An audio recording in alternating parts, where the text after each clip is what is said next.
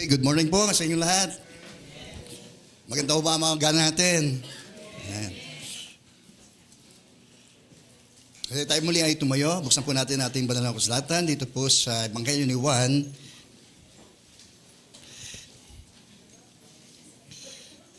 Sa Juan 1:19. Kaya ako lang mabasahin, yung lamang pong sundan, po ang sinasabi ng salita ng Diyos. John chapter 1 verse 19. Ang mga pinuno ng mga Hudyo sa Jerusalem ay nagsugo ng mga pari at Levita upang itanong kay Juan kung sino nga ba siya. Hindi nagkaila si Juan, sa halip ay maliwanag niyang sinabi, hindi ako ang Kristo. Sino ka kung gayon? Tanong nila, ikaw ba si Elias? Hindi ako si Elias, tugon niya. Ikaw ba ang propeta? Sumagot siya, hindi rin. Sino ka kung gayon? Sabihin mo kung sino ka upang may masabi kami sa mga nagsugo sa amin. Ano ang masasabi mo tungkol sa iyong sarili? Tanong nilang mamuli. Sumagot si Juan at ayon sa nasusulat sa aklat ni Propeta Isaiah, ako ang tinig ng isang taong sumisigaw sa ilang.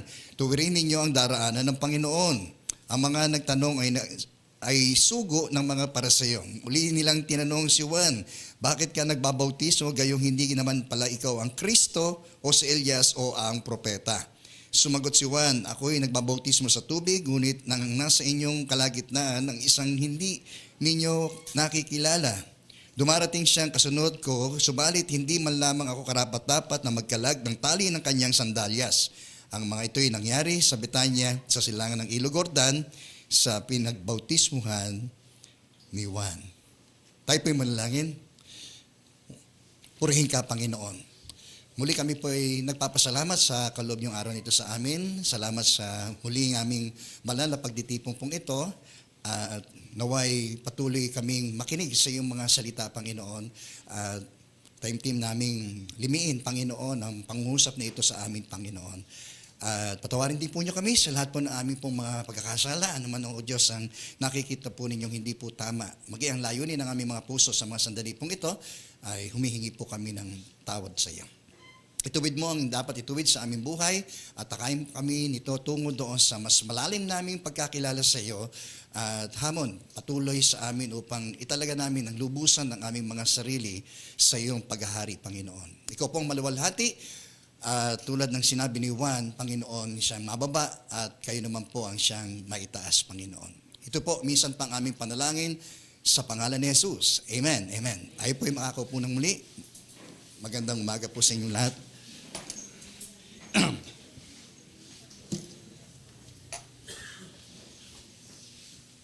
Kaya nasumagatan, mensahe po ng Diyos. Sa umaga po ito, a man sent from God. Isang lalaki, isinugo mula sa Diyos. Amen. So, tapos ng ating pong buwan pong ito, ukol doon sa mga biblical characters, kung itong natatandaan, yung una ho nating pag-usapan ay yung istorya po ni Naaman. Naalala niyo po ba yun? Si Naaman? Si Naaman, siyang ketongin na kung saan siya po ay pinalubog ni Eliseo doon sa Ilog Jordan ng 7 beses. At na nauli yung kanyang balat, no? Natulad ng batang balat ng sanggol. Pangalawa ay yung pong si Samson. Naalala niyo po? O, sino po yung sumunod? Pagkatapos ni Samson? Okay. Si Moises. Okay.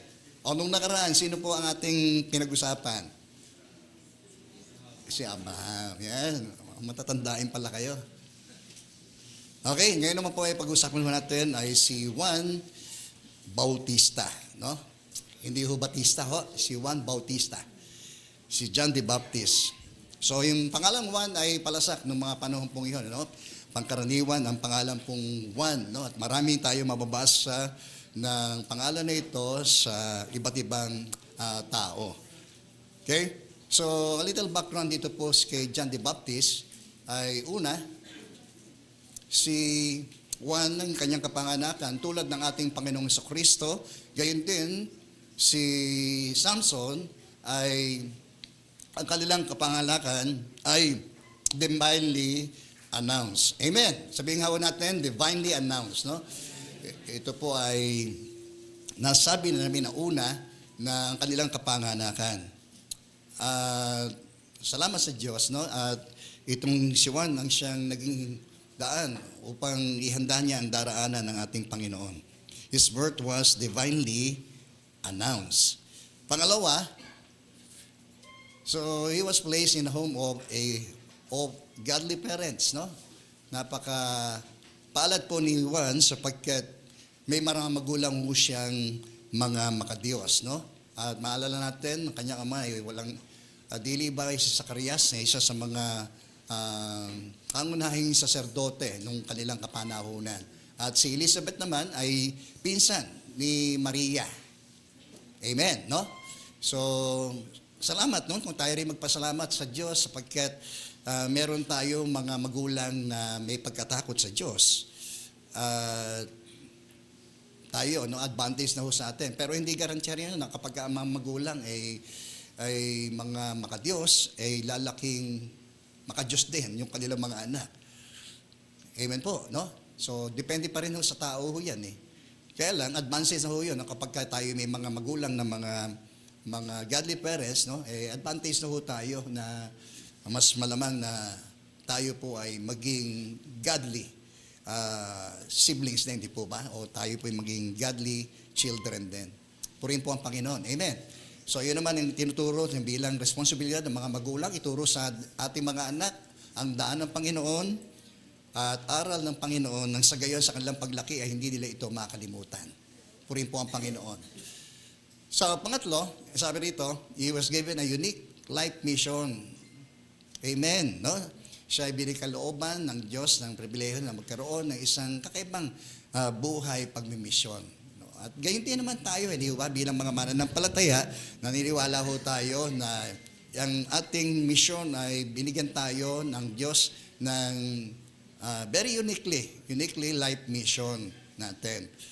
Although yung sinasabi ni Jesus, doon bago siya umakyat ng langit, ay tinigubilan niyo sa kanyang mga disciples na sila ay magsihayo at mangaral ng mabuting balita, na yun mga tao po ng mga sasampalataya ay maliligtas, ngunit ang mga taong tatanggi ay sila nga po ay mapapahamak. Purihin po ang Panginoon. So yun, ituring din natin na ang pagkakatawag din sa atin ng Diyos ay very unique. And ganun din, sa mission natin ay very unique din naman ang ating mission. Amen po ba? Pero sa namin ng tao rito, isa ho tayo sa kanyang mga pinili at tinirang. At naging batayan ng pagpili ng Diyos sa atin ay ang ating Panginoong Jesus. Amen. Ang ating Panginoong Jesus ang siyang naging batayan ng Diyos ng kanyang pagpili po sa atin. Although itong pagpili na ito ay ayon doon sa foreknowledge ng Diyos, no? Sabi roon, tayo ang pagkihirang nito sa atin ay bago pa man magkaroon ng pagkakalika dito sa sanlibutan, ay tayo na ay isa doon sa mga pinili, hinirang ng Diyos. Purihin po ang Panginoon. Amen. So, sa privilege, no, para tayo ay magkaroon, pagkalooban ng ganung uri ng pagkakatiwala ng Diyos sa atin dito sa mission natin dito sa lupa. Lalo na tayo bilang mga mananampalataya. Hindi lang tayo rito na, sabi nga ni Rick Warren, na hindi tayo isinilang para lamang kumusumo ng mga bagay dito sa mundong ito. No? Ng mga bagay lamang dito sa mundo. Kundi tayo ay nag-i-exist, no? Dahil dito sa unique life mission na ito na ipinagkaloob ng Diyos sa atin sa pamamagitan ng ating Panginoong Jesus. Amen pa? Yan. Wala nang amin. So isa ho kahit mabagal ho ako magsalita, no? At medyo meron tayong dinaramdam. Okay? So, sumunod, siya po ay tumira doon po sa disyerto, no? Yun ang isa sa mga bagay din na naging unique sa buhay nito pong si Juan dahil siya po ay nanatili doon sa disyerto, no? Na sabi nga yung balat ng kamelyo ang kanyang suot, no? At balat ng hayop yung kanyang sinturon at gayon din, no, yung pong locust o balang at pulot ang kanya pong kinakain. Okay? Pero nag-survive po siya, no, ng may buhay at kalakasan sa panahon na siya po ay doon tumira sa disyerto. Okay? Amen. So, ano pa? Ang characteristics naman nito pong si Juan, babasa rin natin dito sa ilang na in comparison doon po sa ating Panginoong Kristo, no? So, he was human but not ordinary. No, si Juan ay maaaring siya ay tao pero hindi ho siya pangkaraniwan. Tingnan mo nga yung katabi mo, tingnan natin. Tao ba yan? Tao, sorry. Pero gayon pa man, no, itinuturing ng Diyos atin na hindi tayo pangkaraniwan. Amen po ba? Nabubuhay tayo sa isang kaharian, hindi dito sa kaharian sa sanlibutan. Amin po ba? Kaya din matuturing natin na tayo'y hindi pangkaraniwan sa mga taong naninirahan dito sa sanlibutan. So, ganyan man, especially itong si Juan, sapagkat bagamat siya ay tao, pero itinuring din siya ng Diyos na hindi pangkaraniwan. Although si Juan ay walang spark, no, ng kanyang pagiging banal, pero sa loob ng kanyang ay yun ay turing ng Diyos sa kanya, no? Na siya isang taong banal ng Diyos, no? Tayo rin naman, no? Ay turing ng Diyos sa atin dahil yun ang binigay ng Diyos na posisyon sa atin nung tayo'y manampalataya sa ating Panginoong Kristo, ay tayo'y kanyang itinuring na mga banal, matuwid, no? At yung pamantayan ng Diyos na yon ng pagkamatuwid natin ay sa pamamagitan ng ating pananampalataya sa ating Panginoong Kristo.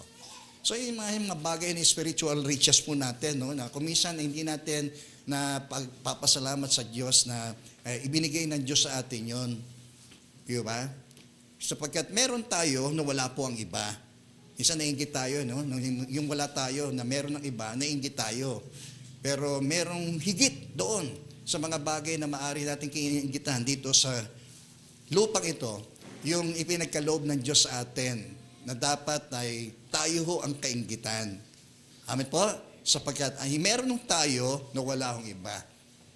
Okay, maring sila ay may mga malalaking mga kayamanan, pero ang kayamanan ho natin ay hindi sa kayamanan ng sanlibutan ito. Okay? Ang atin hong mga katangian, hindi sa mga bagay na hinahangad ng mga katangian ng mga tao dito sa sanlibutan ito, kundi yung katangian ng ating Panginoong Kristo. Amen? At dahil kay Kristo, ay makapamumuhay tayo ng extraordinary. Higit sa pangkaraniwan, makapamumuhay tayo. Amen po? Kaya nga, tulad din natin, no? Si Juan ay bagamat siya'y tao, tunay na tao, pero hindi ho siya pangkaraniwan. Kaya ituring ho din natin yung mga sarili na hindi ho pangkaraniwan. Amen po? Para hindi kayo makapaniwala. So, sa Juan, but not ordinary. Sa dito John chapter 1 verse 6, sabi, sinugo ng Diyos ang isang tao na ang pangalan daw po ay Juan. Inyo po yun, no? So, gayon din naman tayo, no? May sinugo tayo ng Diyos at sinusugo niya tayo sa gitna ng mga sanlibutan ito para tayo po ay mangaral ng mabuting balita. Okay? So, such a privilege na tayo po ay maging kasangkapan ng Diyos upang ipangaral ang kanyang mga salita. Okay? So, ano pa? Tuloy natin. So, he was a lamp, but not the light, no? Siya po ang lampara, ngunit hindi ho siya ang ilaw. Tingin niyo po. So, John chapter 1, verse 7 to 8, ito ang sinasabi, na parito siya upang magpatotoo tungkol sa ilaw. At sino po yung ilaw? Ang ating Panginoong Jesus, at upang ang lahat ay sumampalataya sa pamamagitan niya. Okay? Hindi siya ang ilaw, subalit naparito siya upang magpatotoo tungkol sa ilaw. O, saan to yung natutulad din? Di po ba? Tayo rin ay natutulad sa munting ilawan ng Diyos. Amen po ba? Matthew chapter 5, sinasabi roon, kayo mga asin at ilaw ng sanlibutan ito. So, paliwanagin natin ang ating mga ilaw, ang ating mga mabubuting patotoo patungkol sa ating Panginoong Kristo. Kaya hindi siya ang ilaw, subalit naparito siya upang magpatotoo tungkol sa ilaw. So yaman din lamang tayo itinuring ng Diyos na kanyang ilawan, ay tayo rin naman, no, ay isinusugo niya upang tayo po ay magpatotoo patungkol sa ilaw ng sanlibutan ito na walang iba kundi si Jesus. No? Yun ang tinuring niya dito po sa John chapter 8, sinasabi roon. Sige, tuloy natin. So, Jesus is the true light, no? Siya po ang tunay na ilaw. John chapter 1 verse 9 at doon sa John chapter 8 verse 12, ito ang sinasabi rito, ito ang tunay na ilaw, dumarating ito sa sanlibutan upang magbigay liwanag sa lahat ng tao. So tulad din naman, tayo din bumuhay dati sa kadiliman, di po ba? We are in total spiritual darkness, di po ba? Tayong mga dati sa buhay natin dito sa sanlibutan. Pero nung makilala natin si Jesus, no, ay nagkaroon tayo ng kanyang liwanag at naging maliwanag ang ating buhay. Amen po. Yan. May liwanag ang buhay. Amen po.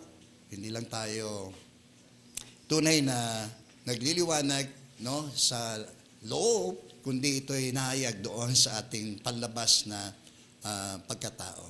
Kaya ito ang tunay na ilaw, dumarating sa ito sa sanlibutan upang magbigay liwanag sa lahat ng tao. Sapagkat ang lahat ay nangagkasala. At ang lahat ng mga nagkasala ay nasa spiritual darkness. Amen po? Yan. So dati din tayo ganun di ba? Kaya uri ng pamumuhay natin ay mga taong namumuhay sa kadiliman. So, pagamat ang Panginoong Jesus, no, naparito siya, na ang ilaw ay dumating dito upang magbigay liwanag sa sanlibutan, pero hindi siya tinanggap, lalo na pangunahin ang kanyang mga kababayan. Yung mga taong namumuhay sa kadiliman daw po ay hindi lumalapit sa ilaw para hindi mahayag na yung kanyang ginagawa ay masama. Amen po? Yan. Kaya huwag tayong magtaka na kung meron man tayong binabahaginan, no, sinesyaran patungkol sa ating Panginoong Hesus, ay kung bakit naiwas ang mga tao pong ito. Di ba? Kasi mas sinibig pa ng tao ang dilim kaysa sa liwanag. Amen po ba? Kasi ganun din naman tayo dati. Di po ba? Kahit anong ganda ng pagbabahagi sa atin ng salita ng Diyos, para bang tila sarado ang ating isip at puso doon sa ating mga napapakinggan. Okay? Subalit ang tunay na ilaw, dumarating ito sa sanlibutan upang magbigay liwanag sa lahat ng tao. At sabi mo nga sa katabi mo, mapalad ka. Mapalad tayong lahat kasi tayo po ay niliwanagan ng ating Panginoong Yesus. Di ba? So, sa magitan na yung illumination, di po ba? Yung pagbibigay liwanag ng Espiritu Santo sa atin, na siyang nagbibigay liwanag sa atin sa mga ukol sa mga bagay ukol sa Espiritu. Di ba? Kaya nga sabi lang sa 1 Corinthians chapter 2, yung mga bagay lamang daw po na may nagtataglay ng Espiritu ng Diyos, ang nakakaunawa sa mga bagay ukol sa Espiritu. Pero yung mga patay, yung mga tao na sa kadiliman, ay wala ho sila ganong uri ng pagkaunawa. Tulad din natin, di ba? Bagamat tayo may bihis ng kabanalan, pero punong-puno ng kabulukan yung ating mga kalooban. Tama po? Dahil sa kasalanan. Salamat, no? Sapagkat si Jesus ay nagbabago ng buhay. Yan. Yan naman kadilim ang pinagdaraanan ng tao, di ba? May pag-asa pa rin ng liwanag sa pamamagitan ni Jesus. Kaya nga sabi niya, muling nagsalita si Jesus sa mga tao, sinabi niya, ako ang ilaw ng sanlibutan, ang sumusunod sa akin ay magkakaroon ng ilaw sa kanyang buhay at di nalalakad sa kadiliman. Purihin po ang Panginoon. No, palakpakan nga natin si Lord. Tingnan niyo nga ho yan.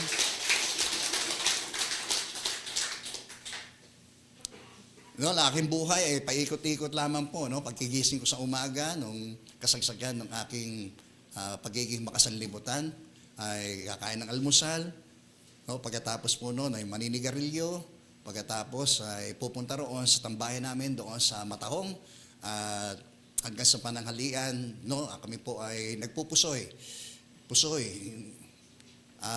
Pagdating ng tanghalian, uuwi para kumain.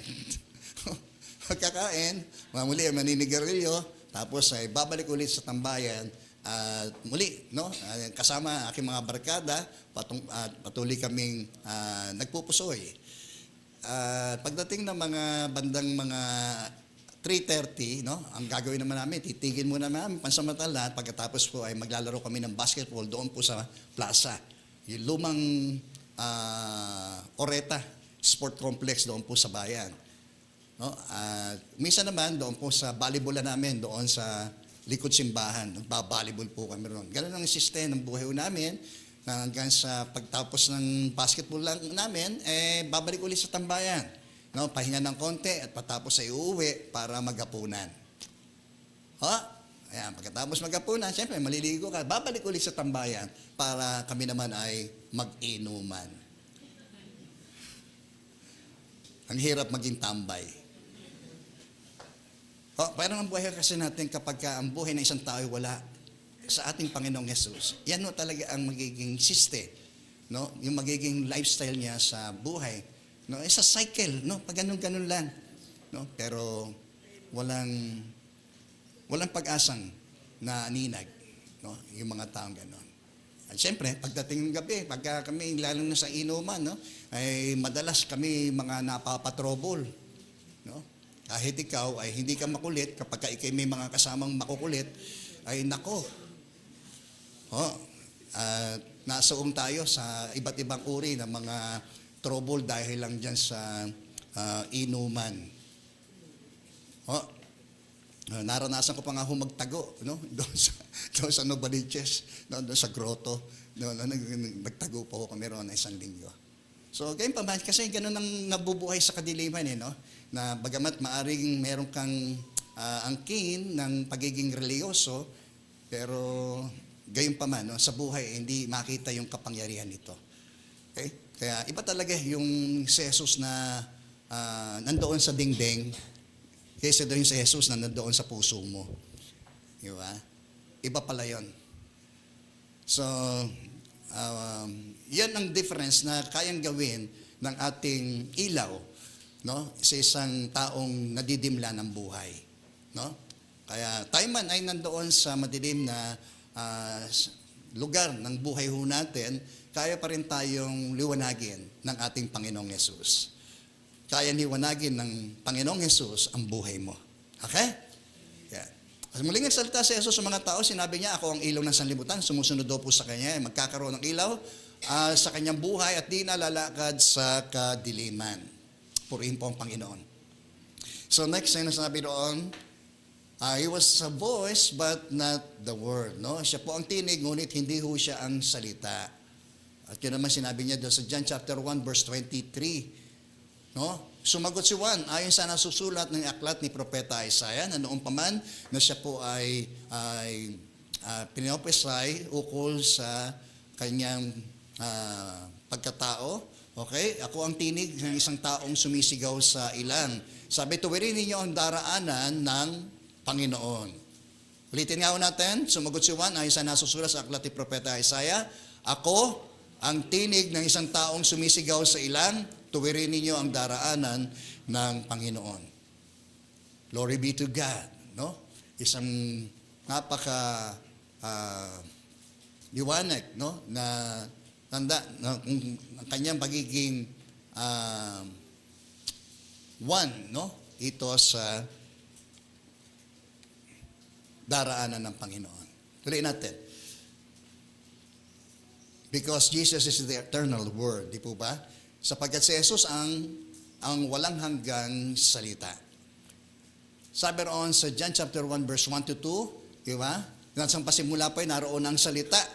At ang salita ay kasama ng Diyos at ang salita ay Diyos. Even before, di po ba? The creation, di po ba? Ang Diyos ay naroroon na. Nasaan nga ba ang Diyos bago niya nilikha ang lahat ng bagay? Siya'y naroon na. Yun ang sinasabi ng Biblia, na ang Diyos ay naroon na bago pa man magkaroon ng pasimula ng mga pagkakalikha. Kaya nga, naituring ang ating Panginoong Yesus na siyang eternal God. Amen. So, yung isa sa mga layo ni Juan sa kanyang ebanghelyong ito ay ituro, no, sa mga tao at kanyang mambabasa ang pagka-Diyos ni Kristo. Amen. Okay? So, yan sa mga mahalagang doktrina ng Biblia ho, yung pagka-Diyos ni Kristo. Kasi marami naniwala hindi Diyos si Kristo eh. Tao lang, propeta lang. Higit pa doon sa mga nag-establish ng kanilang mga reliyon, ang kanilang pagkahigit sa ating Panginoong Hesus. Pero wala na hong pangalan, higit pang pangalan ibinigay ang Diyos, unang-una sa ikaliligtas ng tao, kundi ang pangalang Hesus lamang po. Okay? Amen. So, bawat tuhod ay luluhod at magsasabing si Jesus ang Panginoon. Kaya, dayon din, sinabi rito, ang salita ay kasama na ng Diyos sapagkat tinikaan lahat ng bagay sa pamamagitan ng salita. At ang salita ay Diyos. Purihin po ang Panginoon. Amen. At sa pasimula pa ay kasama ng Diyos ang salita. Kaya tinukoy doon sa verse 14 ang ating Panginoong Jesus na siyang salita na nagkatawang tao. Okay? So, yung dual personality ni Christ ay pinakita rin ni Juan dito na si Jesus ay hindi lamang kabuang Diyos, kundi siya po ay kabuang tao rin naman.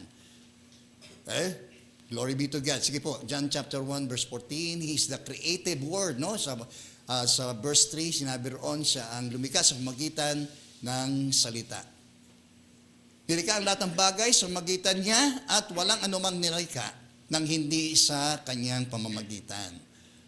Amen. Tingin nyo nga ho yun?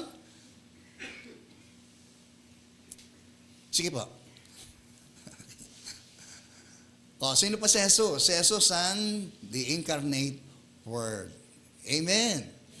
Kaya nga, di ba siya, the pre-existent Christ, di po ba? Siya rin sinasabing, the great I am, di ba? Siya ay si ako nga, na noong pa man.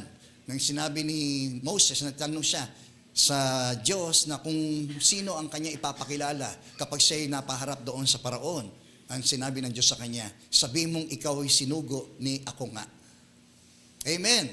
At siya naman binanggit ni Jesus, no? Nung siya po ay nagsabi sa John chapter 8, no? Na siya ay si ako nga.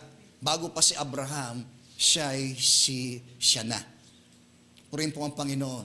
And this God, no? Ito pong Diyos na ito, na noong pa man, na the pre-existent one, na siyang nagkatawang tao sa pamamagitan ng ating Panginoong Hesukristo. Okay? Amen. So sabi roon sa John chapter 1 verse 14, naging tao ang salita. Napakaliwanag naman. Kung naging tao ang salita, sino ba yung salita? Di ba Diyos? Amen po ba? So, napakasimpleng ngunit pinalalalim pa ng tao. Kaya tumutungo sila doon sa pag-aalinlangan sa pagka-Diyos ng ating Panginoong Jesucristo. Naging taong salita at nanirahan sa piling natin, nakita namin ang kaluwalhatiang tunay sa Kanya bilang kaisa-isang anak ng Ama. Siya ay puspos ng kagandahang loob at ng katotohanan. Okay? He is the way, the truth, and the life. Di po ba? Wala daw makapupunta sa Ama maliban daw po sa Kanya. So, bakit tayo puro kay Jesus eh? Si Jesus lang naman eh. Di po ba? Lalo na pagdating sa kaligtasan. Di po ba? Walang pangalan binigay ng Diyos sa sukat ikaligtas ng tao, kundi ang pangalang Jesus lang. Siya ang daan ng katotohanan at ang buhay. Wala makapupunta sa Ama maliban po sa Kanya. Ano po ba ang kailangan ipaliwanag doon? Amen po ba?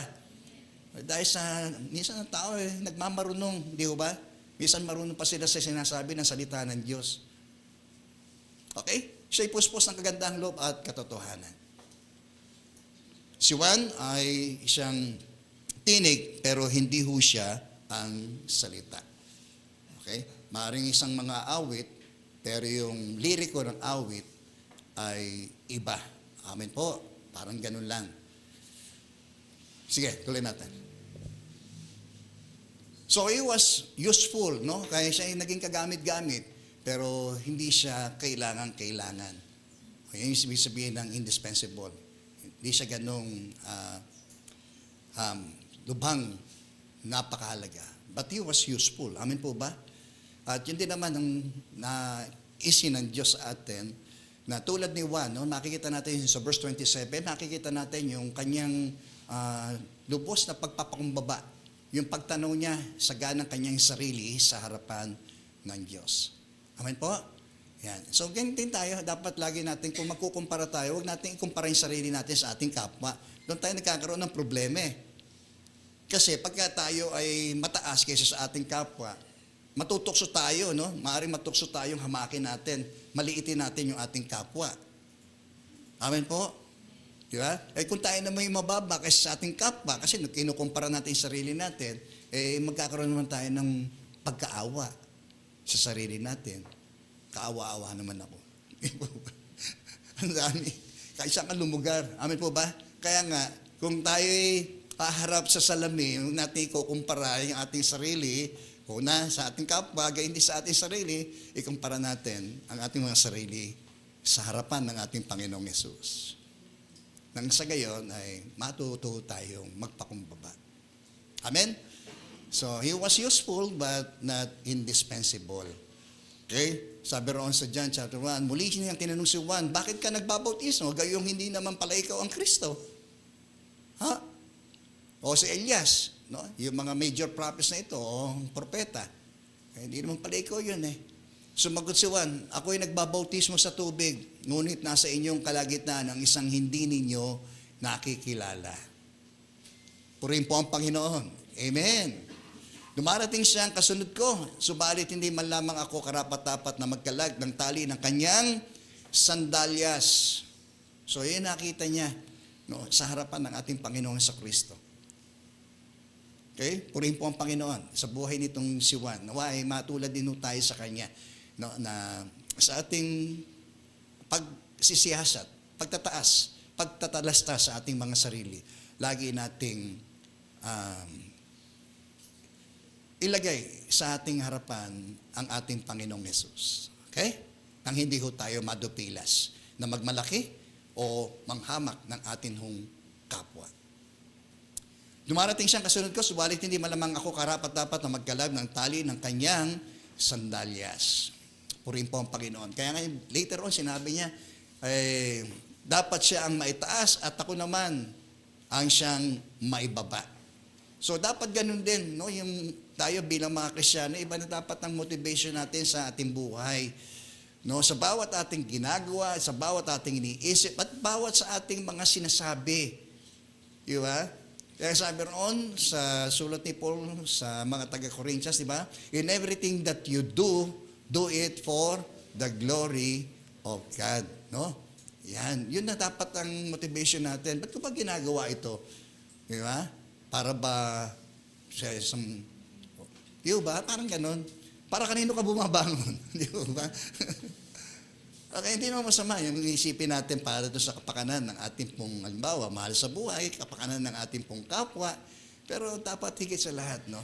Na sa lahat ng yon, na ibibigay ba natin yung higit na nararapat para sa Diyos? Yung kanyang karangalan, kapurihan, at kaluwalhatian. Amen? Yan. Kaya sa ganon, magiging maingat tayo sa lahat ng ating mga sinasabi, iniisip, at gayon din, laligit sa ating gagawin. Okay? Sabi, ang mga ito ay nangyari sa Betanya, sa silangan ng Ilog Jordan, na pinagbautismuhan ni Juan. Yan. Tingin nyo nga ho yan. Sige, talaga natin. So, he was a witness, but not the object of worship. No? Siya po ay isang tagapagpatotoo, pero hindi siya ang dapat sambahin. Amen po? Yan. Ito yung napagkamali natin. Ayon sa tradition din ho natin, di ba? Maraming tayong ganyan mga naipunla sa atin, no? Na sambahin, kilalin ang ibang tagapamagitan, ibang ating dapat na maging dalanginan, di ba? So, yung object of worship, di po ba? Man by nature, di po ba? Meron tayong tinatawag na universal belief, no? Na man by nature ay naniniwala siya sa isang supreme being, no? Although yung object ng kanyang pagkilala doon sa supreme being na yon sa iba't ibang object, no? Kaya nga may mga sumasamba sa araw, may sumasamba sa hayop, di ba? May kanya-kanyang mga ang tao na pagpapahayag natin. Nangangahulugan talagang ang tao ay spirit being. Amen po? Although nagkakaiba-iba nga lang ho yan sa object ng kanilang pagsamba. Amen po? Katulad din naman natin dati, no? Tayo, ang Pilipinas, we are considered, no? Christian nation, di po ba? Pero aside from being a Christian nation, we are called pagans. Ibig sabihin, pagano, ay tayo yung mga idolater. Hello, nandiyan pa po tayo? Idolater tayo, sumasambat ang mga tao sa ibang mga Diyos-Diyosan, Di ba? Sa mga imahe na inilikha at nagawa ng tao, yun ang nagiging object ng kanilang pagsamba. Okay? Although biblically, talagang, yun naman ay talagang ipinagbabawal ho ng Diyos talaga. Amen. Sabi, huwag kayong magkakaroon ng ibang Diyos maliban sa akin, sabi ng Panginoon. Exodus chapter 20. Huwag kayong gagawa. Di ba? Ang gumawa ka pa lang, kasalanan na ho yun. Nang anumang bagay, hindi ka ng kamay ng tao para gawing inyong mga Diyos. Huwag kayong magkakaroon. Ang pagkakaroon pa lang, isang karumal-dumal na uri ng pagsambang ginagawa ho ng tao. Mandiyan pa ho tayo? Pero, ligid, no? Kasi nga, tayo'y naalipin ng ganung uri ng mga kaisipan, no? Na sumamba sa mga ganitong uri ng mga Diyos na wala namang buhay. Okay? Diyan po tayo? Yan. So si Juan talagang very bold ho siya kung mangaral ho siya. No? Lalo na rito na isa sa mga pangunahing sentro ng kanyang pangangaral ay patungkol sa pagsisisi. Kaya siyempre, paunawa sa tao na ang tao ay makasalanan. No? Pero ang tao dahil sa kanyang mataas na pagtingin sa kanyang sarili, ang kala niya hindi siya makasalanan. Marami ho tao, ganyan no No? Minsan nga meron akong sinira na sabi sa akin, sharean mo yung mga nando sa bilangguan. Para bagang siya hindi niya kailangan ng tagapagligtas. Amen po. Yan, may katao, minsan ganun ang kanyang uri na ako naman, hindi man ako nakakalimot sa Diyos. Di ba? Pero hindi nagsisimba. Hindi nagpe-pray. Amen po. Hello. Pero sasabihin, hindi siya nakakalimot. So, ganyan tao, no? Yung mga kanyang maling mga palagay sa kanyang sarili, lalo na sa issue ng spiritual. Okay? Amen. Kaya nung panahon ni Juan, no, yung mga grupo ng mga Pariseo at mga Saduceo, no, kanyang pinagwikaan, kayong mga lahi ng mga ulupong, no, paano kayo makakaiwas sa palakol ng paghahatol? Amen. Di ba? So, may ganun silang uri ng deceptive di po ba? Dahil doon sa sila'y nasa anyo ng kabanalan, pero tulad nga ng sinabi ng Panginoon sa kanila, para silang mga libingan, magaganda sa labas, pero yung loob ay punong-puno ng kabulukan. Amen po? And for us to be an effective witness of Christ, di po ba? Dapat ay yung bulok natin dapat nilibing na natin yon. Amen po ba? Kaya yung tanda ng pagbabautismo, di po ba? Yung bulok natin pagkatao, yung bulok natin pamumuhay dahil sa kasalanan, nililibing na ho natin. Nililibing na ho natin. At sa atin naman pag-ahon, tayo na may mabuhay sa isang panibagong pamumuhay. Amen po ba? Tingnan nyo yung katabi nyo? Nabubulok na ba? Dapat separated tayo doon sa mga nabubulok. Hindi na tayo nabubulok. Amen po ba? Dapat sariwa tayo lagi. Kaya tayo lagi metang tayo yung dapat na sariwang mga patotoo sa buhay. Yung pagkilos gawa ng Diyos sa buhay natin. Amen. Hindi yung dati. Di ba? Dati na yun Dati ng na yun So, tulad din natin, no? Tayo ay natasan din ng Diyos para magpatotoo patungkol sa ating Panginoong Yesus. Amen? Bilang ilawan ang sanlibutan ito. Bilang asin. No? Ang asin ay ginagawang preservative yan para hindi mabulok. Di po ba? Tuluyang mabulok ang namang pagkain. Di po ba? Kaya mo inaasnan Di ba? At ang asin ay ginagamit din for medicinal purpose. Di po ba? Pag tayo may mga alipunga, di po ba? Magbababad lang natin sa mainit na tubig na nilalagyan ho natin ng asin. Di po ba? Kung ikaw ay may singaw, di po ba, nagmumumog tayo ng maligamgam, mainit, na meron pong asin. Amen. So, yan ang gamit dapat natin, no? Na sa tulad ng sa asin at ilaw naman, paliwanagin natin, ang buhay natin ay liliwanag sa magitan ng ating mabubuting gawa. No? At sa gayon, ang Diyos ay maluwalhati natin. No? At malugod sa atin ng Diyos, at tunay na mangyari sa atin, yung layo niya na tayo humantong doon sa pagkaganap. Okay? Amen po. Ibig sabihin ng pagkaganap, ibig sabihin mag-mature tayo. Amen po ba? Kung Kristiyano na tayo matagal, pero bulok pa rin yung mga lumalabas pa rin sa ating mga bibig, sa ating mga iniisip, sa ating kinikilos, sa ating pamumuhay. Amen po. Baka tuluyan tayo mabulok. Ho? Amen. So, he was a witness but not the object of worship. No? So, kaya nga, kung sa sentro pa rin natin sa ating pag-witness, ang i-witness natin hindi yung sarili natin. Di po ba? Kaya, kung ikaw ay pumupunta ng church para kay Kristi at hindi para kay Kristo, nag-share ka, no? Ang iyong sarili sa iyong kapwa, at hindi si Kristo ang sineshare natin. Okay? Andiyan po kayo? Yan. So, iyon dapat ang wag mawala, no? Sa atin, no? Sa ating layon, sa namang atin, lalo na kung nag-witness ho tayo.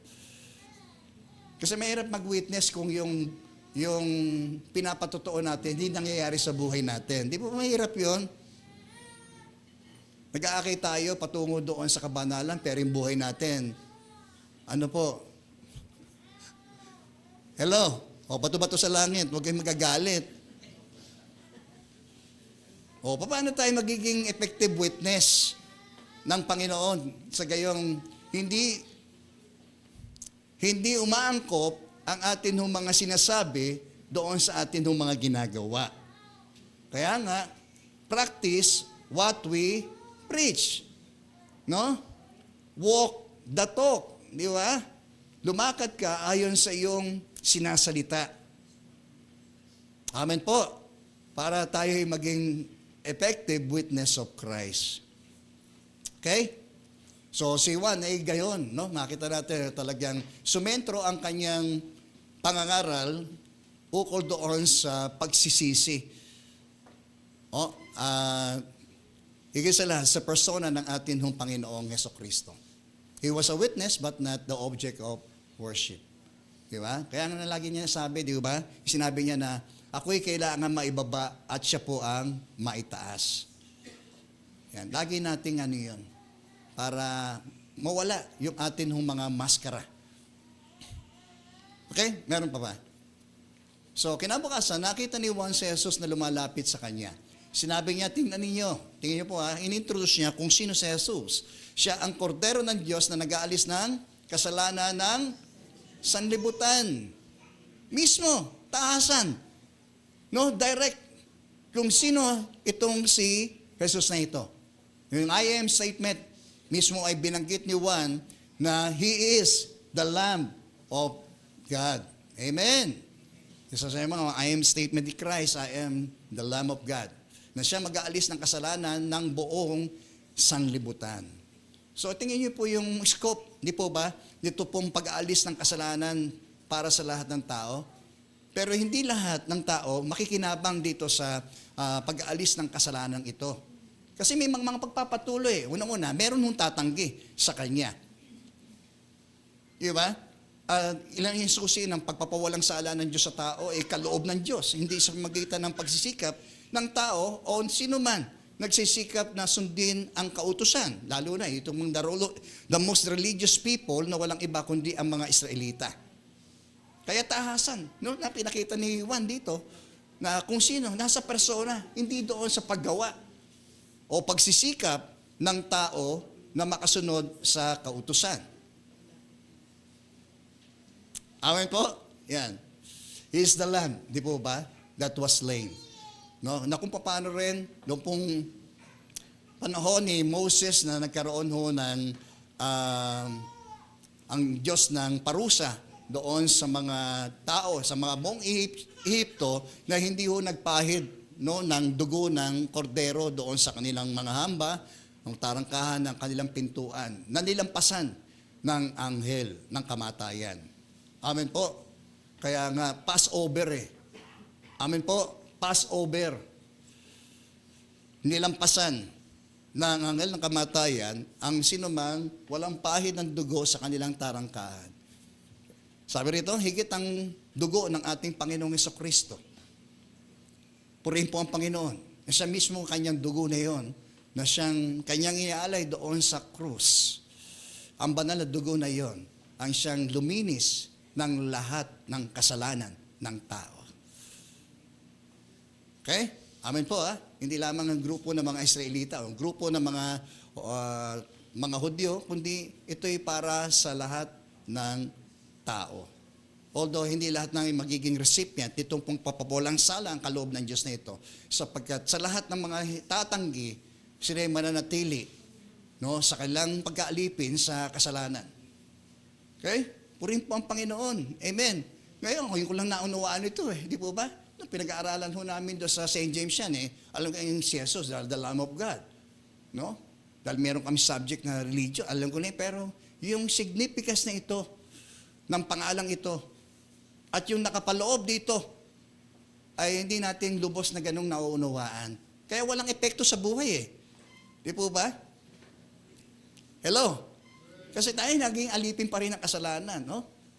Kaya walang tunay na kalayaan ang isang taong tumatanggi at patuloy na tumatanggi sa kordero ng Diyos na ito. Hindi naman sinasabi ng Biblia, pinawawalang sala ng Diyos ang sino mang nanalig sa ating Panginoong Hesukristo. At ang pagpapawalang salang ito ay hindi lamang yung pagpapawalang sala sa ating mga naging kasalanan sa nakalipas, no? Kundi kahit doon sa kasalukuyan na nagagawa ho nating kasalanan, ang extension ng papawalang sala ng Diyos na ito sa atin ay naka-extend sa atin. Kaya nga, it is by grace. Amen po ba? Kahit tayo nagkakamali. Ang Diyos ay handa na puntawarin tayo. Unang 1, kabanatang 1, talata 8, sinasabi natin, di tayo nagkakasala, dinadaya natin sarili natin, pati na ang Diyos. Pero kung tayo'y lalapit sa Diyos, ipapahayag natin ating mga kasalanan, siya ay tapat at matuwid na tayo kanyang lilinisin at patatawarin sa lahat ng ating mga kasalanan, sapagkat siya ay matuwid. Amen. So, yan, no? Salamat sapagkat hindi lang din yung sa kasalukuyan nagagawa natin. Kahit doon sa mga kasalanan, hindi pa ho natin nagagawa. Nakalaan yung pagpapawalang sala na kaloob ng Diyos na yon sa atin. May napakabuti ng Diyos. Amen po. Kaya mahiya tayo. Mahiya naman tayo sa Kanya. Kung tayo tulad din ng mga Israelita na repent, repeat, paulit-ulit tayo.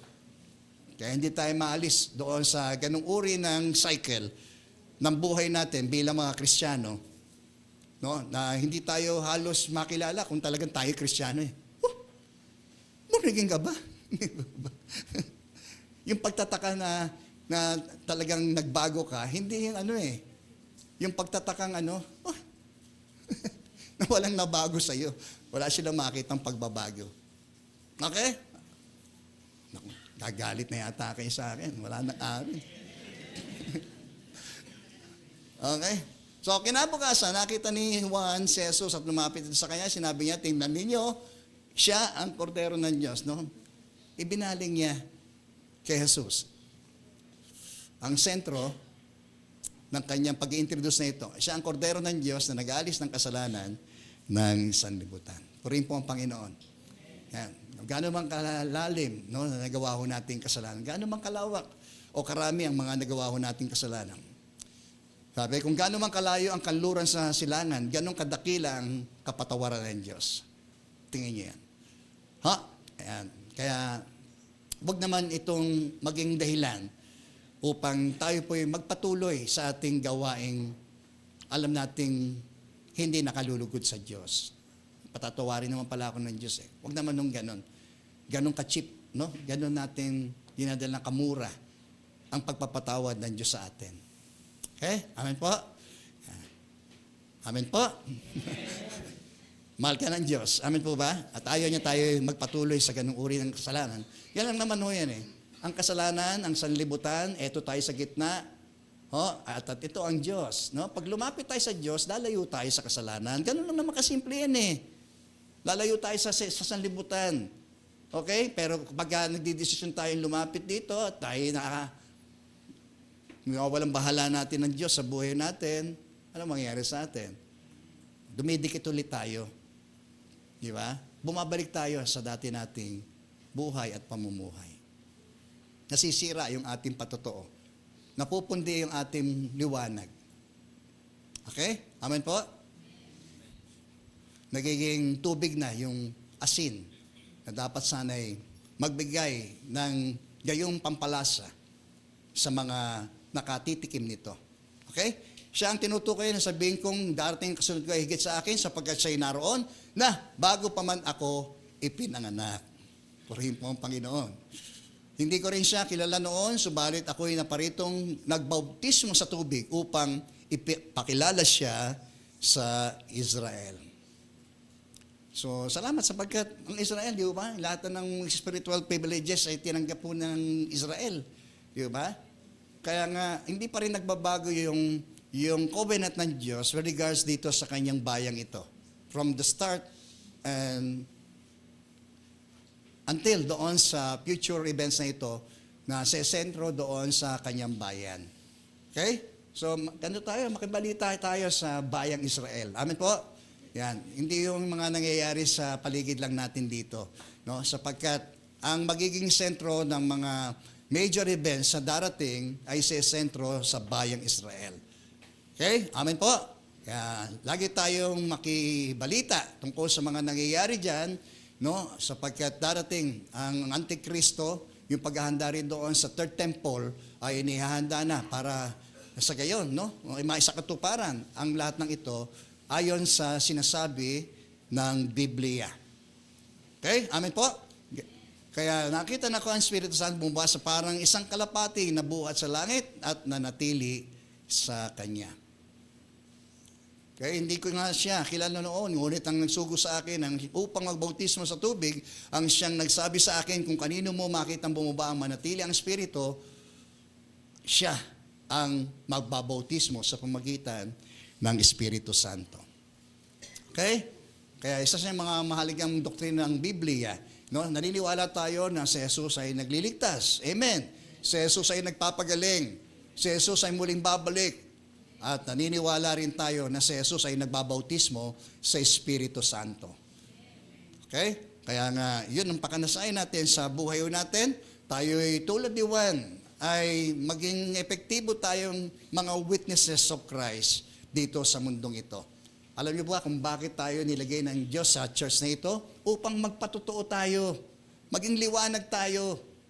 Okay? Hindi yung liwanag ng building. Ano po?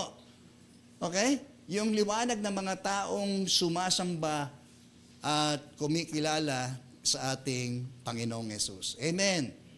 Sabi mo sa katabi mo, ikaw yun. At ako rin yun. Okay? Amen. So, isa yung challenge na rin para sa atin, no? Na kahit dumating din naman kay Juan, no? Yung kanyang pag-aalinlangan sa ating Panginoon sa Kristo, nung siya po ipakulong ni Herodes Antipas. No? At nagpasugo siya sa kanyang mga alagad na tanong nga kung siya nga darating. Nung una, pinapakilala niya si Kristo ang kordero ng Diyos. Pero pagdating nung siya nasa bilangguan, sabi niya doon sa kanyang mga alagad, ipatanong nga kung talaga siya ang ating darating. Minsan, lumalabo tayo yung ating pagkilala kay Jesus kapag dumaraan tayo sa Diyan pa ba kayo? Pero gayon pa man, ay sinabi ni Jesus doon sa mga sinugo ni Juan na kanyang mga alagad, tingnan niyo, patunay na mga may sakit ay gumaling. Amen po ba? Siya ay bumuhay ng patay. Amen? Pero later on ay kanyang binigyan ng complimentary, ito pong si Juan. Wala na raw pong taong dadakila pa kay Juan. Okay? Amen po? nawa ay magkaroon din tayo ng ganung sa ating pagharap sa ating Panginoon Kristo, na yung mga napaka nakakahipong mga pangungusap na magmumula mismo sa ating Panginoong Yesus. Na sasabihin niya sa atin, mabuti at tapat na alipin. Amen. Good and faithful servant. Amen? Yan. So, isang nga tanong sa akin, anong gusto mong marinig pagka ikay humarap sa Panginoon? Yun. Natandaan ko yun. No? Yun ang gusto kong marinig sa ating Panginoon. Na ako'y naging mabuti at tapat na kanyang alipin. Amen? Yan. Purihin po ang Panginoon. Meron pa ba? Ngayon, ay nakita ko na siya at pinatotohanan kong siya ang anak ng Diyos. Okay? So, tayo rin. Amen. Paglabas natin dito, hindi lang tayo para, tinawag ng Diyos para maupo, makinig. No? Tinawag tayo ng Diyos para humayo. Di ba? Kaya dati sa Great Commission, di po ba? Humayo tayo, hindi para umupo. Okay? Wala rin din mong piping saksi. Amen. So, be the voice of God. Di po ba? Of our Lord Jesus Christ. No? Tayo maging boses ni Kristo dito sa sanlibutan ito. To our personal witnessing. No? Yung may maabot kayo na hindi ko humaabot. Amen po. Ang yung mga kaibigan, kamag-anak, minsan talagang limitado tayo eh. Natanging kayo, kaya kayo nandoon para mag-witness sa kanila. Di ba? Kaya nga sinasabi ni Jesus, di po ba, huwag muna kayong aalis ng Jerusalem. Diyan muna kayo, sa Judea, sa Samaria. Kayo'y magiging mga saksi ko saan? Sa Jerusalem, sa Judea, sa Samaria, hanggang doon sa dulo ng daigdig. So, larawan din yan ng ating first mission field bilang mga witnesses of Christ, yung ating tahanan. Alam ba ng mga magulang mo o yung mga kasama mo sa pamilya na ikaw ay isang Kristiyano? Pastor, hindi yata. Hello, nandiyan po tayo? Yan. So, yun ang first mission field ho natin. No, yung atin hong mga tahanan. And later on, talagang may mga talagang minsan yung ating patotoo, unang-una, hindi yung magiging katanggap-tanggap sa kanila. Baka minsan nakita nila, wala namang pagbabago na nangyayari sa atin. Although alam natin, may na-experience tayong pagbabago. Baka hindi lang talaga nila napagmamasdan pa. Pero as the days go on, di ho ba, nakikita natin kung tayo nagpapatuloy sa ating pananampalataya at patuloy tayo nag-witness sa kanila, magiging nagiging katanggap-tanggap sa kanila ang ating mga patotoo. Amen po? Wala na nga amin, patatlo eh. Okay. Sino ang halaga eh? Di ba? And then later on, di ba, tayo may mga lugar na kung saan tayo po ay dinadala ng Diyos doon. Ikaw ay estudyante, ikaw ay magpatotoo sa iyong mga kamag-aral. Kung ikaw ay isang empleyado, magpatotoo ka sa iyong kapwa-empleyado, kasama mo sa trabaho. Diba? At sa iyong boss, ay superior. Amen. Huwag mong ikahiya si Kristo. Amen po? Baka tayo rin man ay ikahiya ng Diyos sa kanyang harapan. And the rest, will follow na lang yun, no? Kung saan man tayo, ilagay ng Diyos na meron tayo mga taong ma-encounter natin and we can have a simple testimony, no? May share natin yung ating patotoo patungkol sa Kristo na ito na nagbago ng ating buhay. Share Christ, no? Makita mo yung difference nun kapag sinishare mo si Kristo sa iyong kapwa. Okay? Meron pa?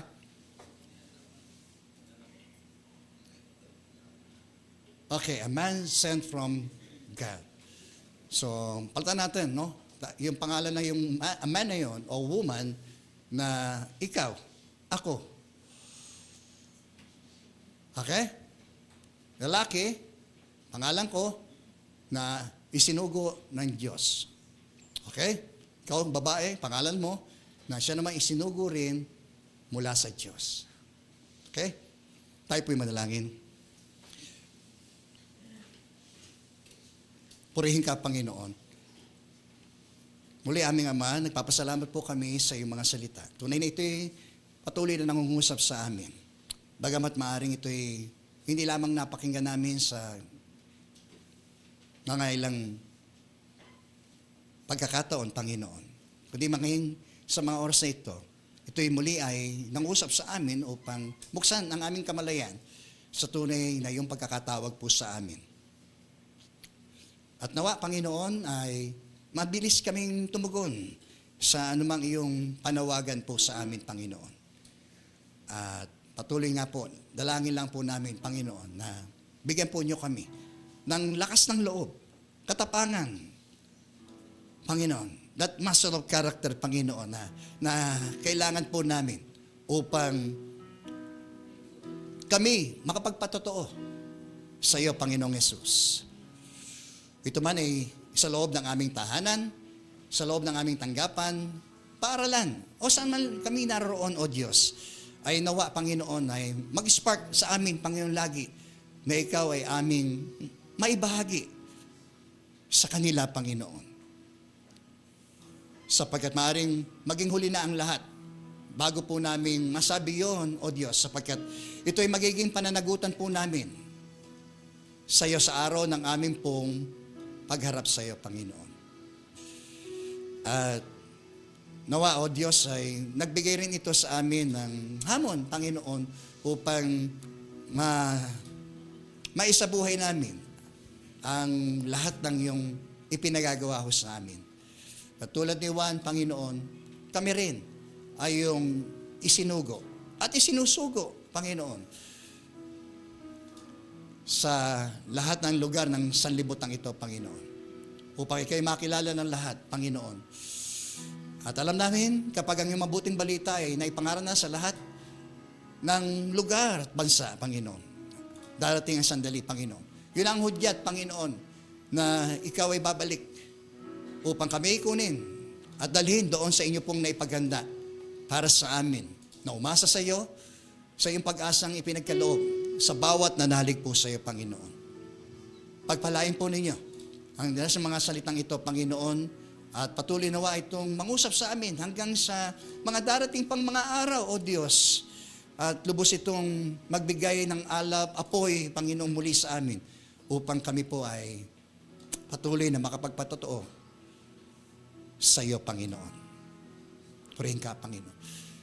Ikaw, kaibigan, kung sa tanang iyong buhay, hindi mo pa alam kung kukunin ng Diyos ang iyong buhay, hindi mo alam kung saan ka tutungo. Yan ang taglay ng mabuting balita ng kaligtasan.